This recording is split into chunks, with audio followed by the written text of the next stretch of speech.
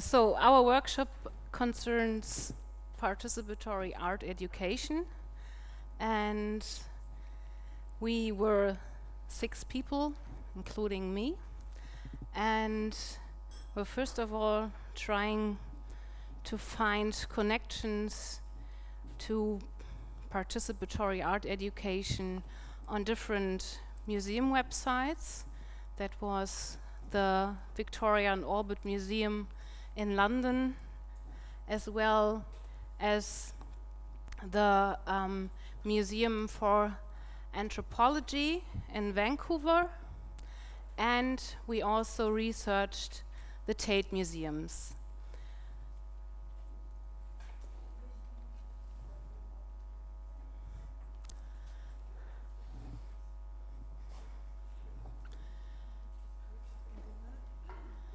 What we wanted to accomplish was to find some inspiration on how Schloss Meuland, or how we called it Schloss Beusland,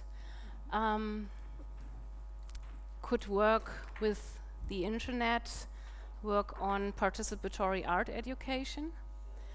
And we compared these websites to the website of Schloss Meuland, and of course found differences.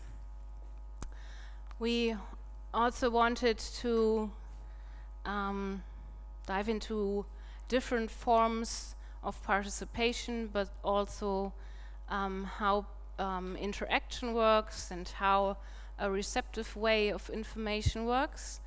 And we found that there are many different ways of participation on the museum websites, but for example, the V&A is not that very participatory, so there's no way of generating your own content, but it is a very interactive site, like also on with online games, for example. You can interact with the content, but not with people.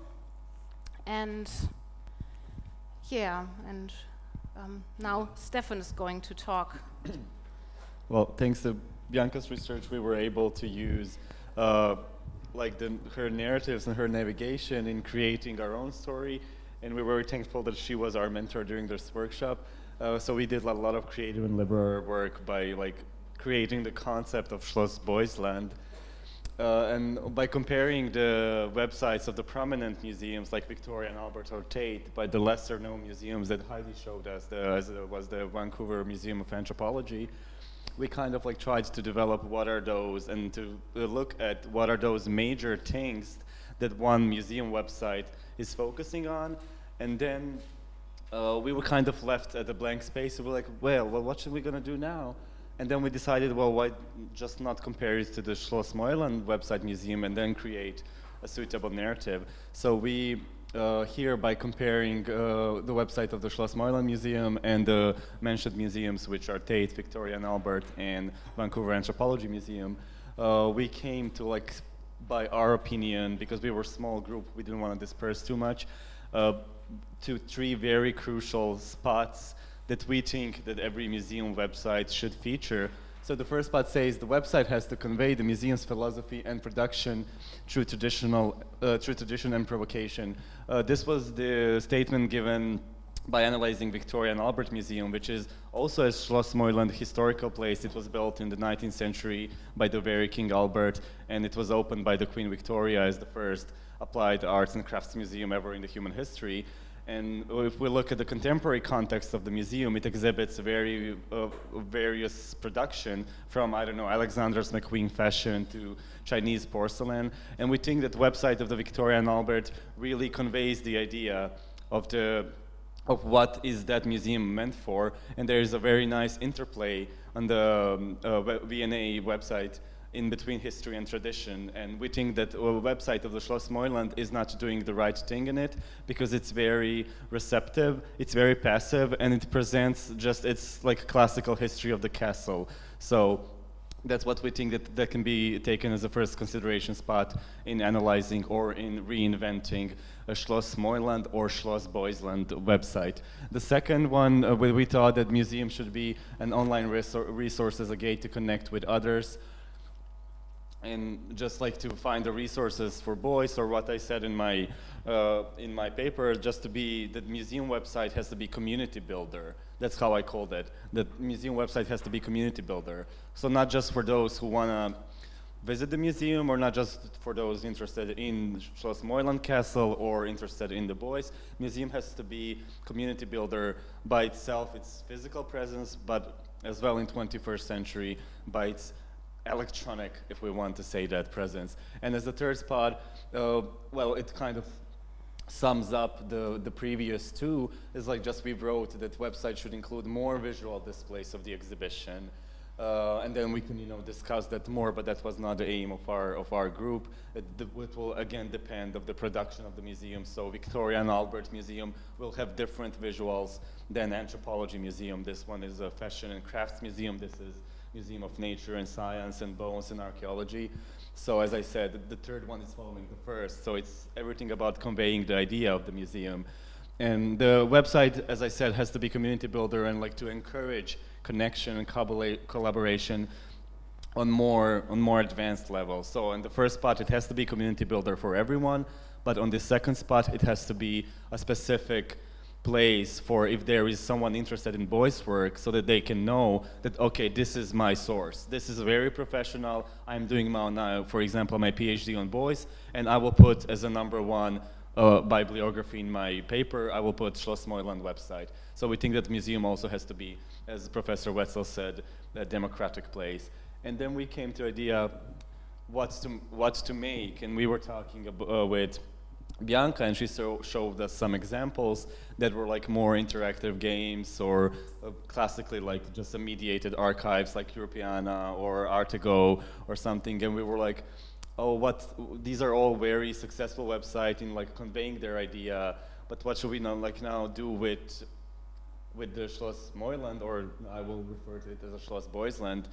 And then we came to the idea that, again, what's important, it's the personality of the Beuys, hence we called it Schloss Beusland. And then we came up to idea to open a Twitter account, called Schloss Beusland. And there was like, okay, we're gonna open the Twitter account, Schloss Beusland, and we did it, but what should we gonna do now? The major part of creating one website is education or providing information. And we was like thinking, how can Twitter account be an arrow point to maybe creating a website, or just using the Twitter account as a certain platform. And then we came to idea that we should make the Schloss Beusland Twitter account, but to post in the first person, to post like Joseph Beuys. And as you will see through our post, each one of us, we were having various photo shoots all across the museum. Each one of us dressed like Beuys, and we made even a hair and the false lemons that we like hang all around the garden. And we was like thinking a lot about copyrights, and then we came to idea, yes, but if we impersonate Beuys, that's not, we are not violating anyone. If tomorrow someone wants to dress like me, I can't interfere with that person. That's his or her taste. And we was like, let's be kind of cunning as foxes. So if we just dress up like Beuys, if we pretend we're Beuys, no one can actually say that's wrong, because we have right to do so. So we made the Schloss Beusland, and each one of us was actually Beuys.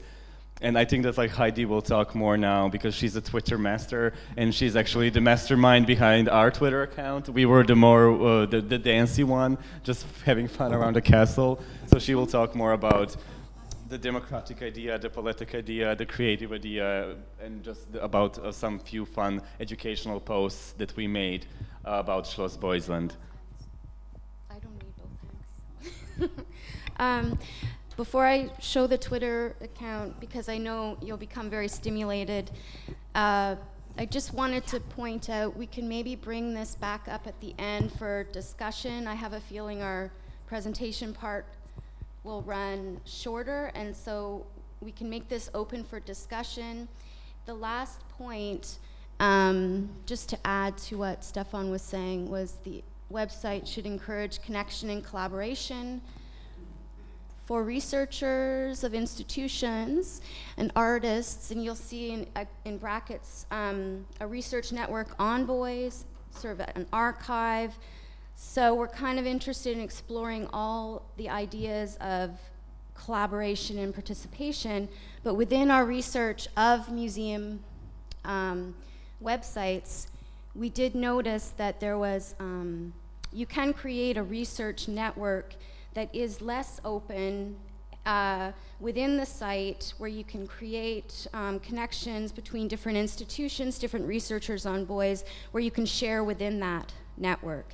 And we thought that might be a place to start if there's hesitation moving into social media. And if you haven't looked at the website, I thought maybe I should bring it up. In case some of you haven't. Yeah.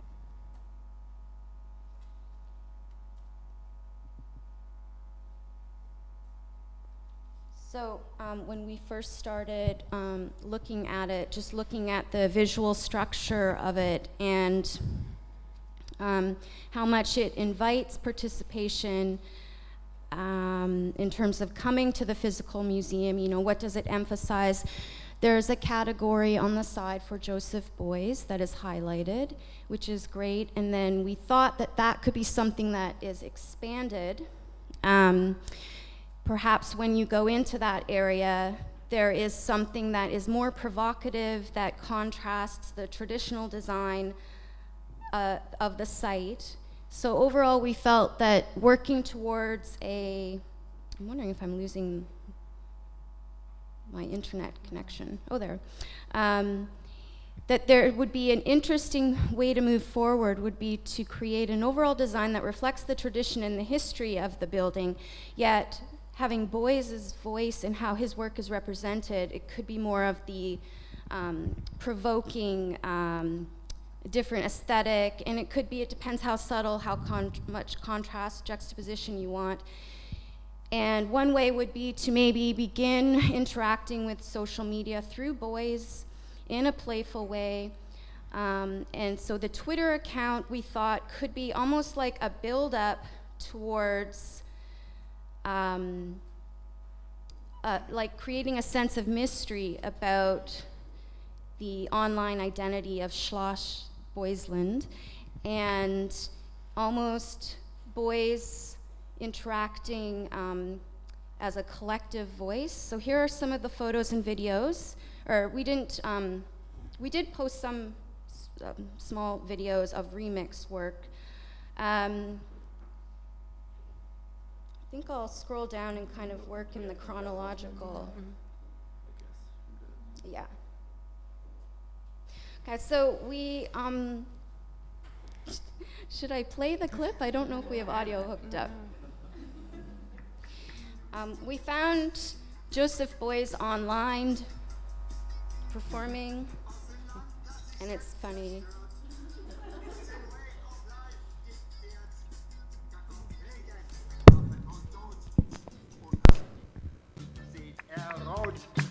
Sagt als Präsident von USA, dunkelt ja, bitte doch und da. Ostpolen, Mittlerer Osten, Nicaragua, will den Endsieg, das ist doch klar. Doch wir wollen Sonne statt Regen, ohne Rüstung leben, ob West, ob Ost. So, translated the song and took phrases and snippets from the song and used that to begin with our tweets. Live Without Military. We created a hashtag, Beusland, trying to create kind of a build-up to our identity. Take screenshots of the videos, just still images. The title of the song is Sun Instead of Rain. Sun Instead of Reagan.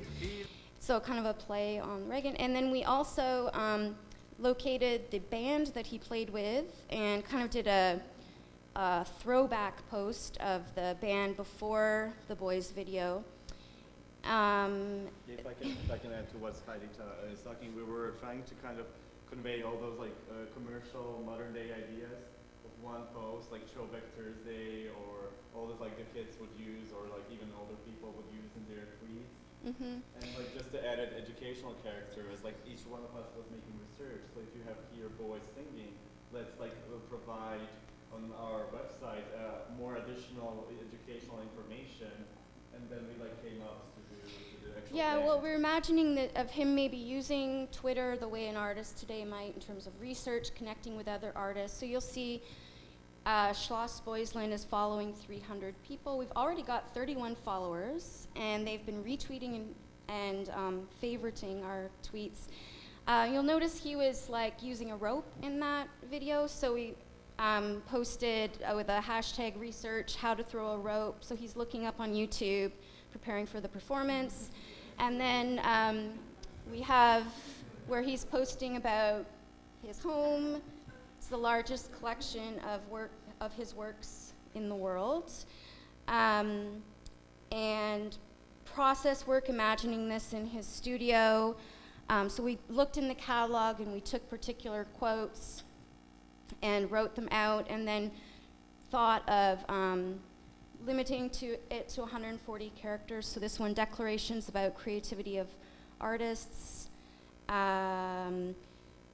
pictures of some of the things he's working on, taking his own words. Can you zoom maybe, I don't know, like Yeah, maybe Yeah. you show an Okay, artwork. am I going too Yeah. fast? Yeah. Yeah. So yeah, this is some stuff he's working on in progress. Just shots around the studio. Then these are his own words. I mold it into specific shape. Through a movement, one can turn this form back into an unspecific shape. So these are part of his tools and process. Oh, and then, he needs to take some breaks. So this is some music that he's listening to.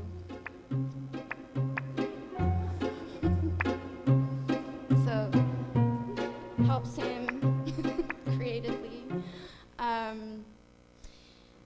And then promoting the location and Beusland itself.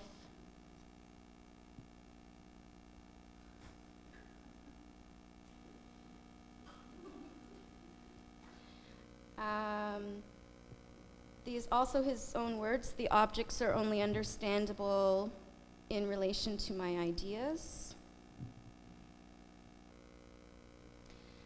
He's growing some lemons at the Schloss Beusland.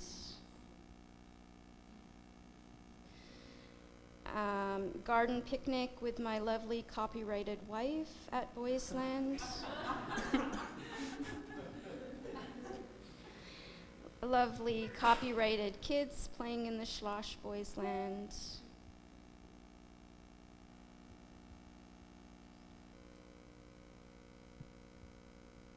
These are his own words too. I am trying to explain the art to... No, these aren't his own words, I don't think. I think we made this one up. We remixed this one. I am trying to explain the art to him, but he is too dead for it.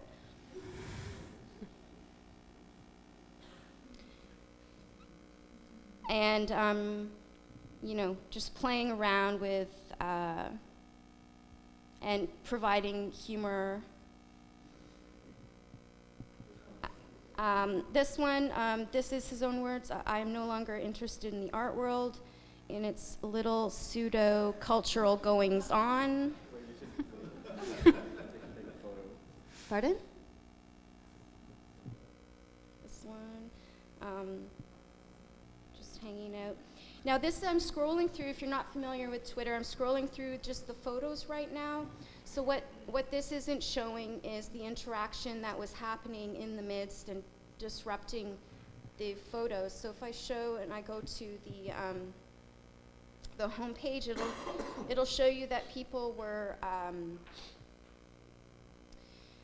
retweeting things. And Schloss Beusland was also paying attention to, on Twitter right now, there's been a hashtag called Remember Occupy. And so he was retweeting some things relating to that. I'm just trying to go down. Also, he's retweeting the Krasnals making posts about art collective. So he's been, at the same time he's been working, he's been following all of these, and also looking at research into using GIFs in a playful way. Oh, where's the GIF I made, that he made? Yeah. It's a good one here. Yeah, so he began, he was remixing his performance on YouTube. He was remixing his performance and creating GIFs of the lasso throwing. So, so it's kind of interesting how Twitter and online media is this mixture of humor, playfulness, but yet also he's also paying attention to political activists and things happening around the world and retweeting and commenting on that at the same time. So kind of, I guess social media can be used to inform his creative and critical process at the same time, and it can serve as an archive. So back to, I guess, the start in case there's questions. We see this as it could be almost like a campaign, a way that something starts up in a mysterious way and gains momentum, and people are questioning, what is Josh Boyslin, what's going on? And keeping it kind of ambiguous, and then gradually provoking thought, and then making this connection into the website and having it as like a one of the many avenues from the website out into social media. Yeah.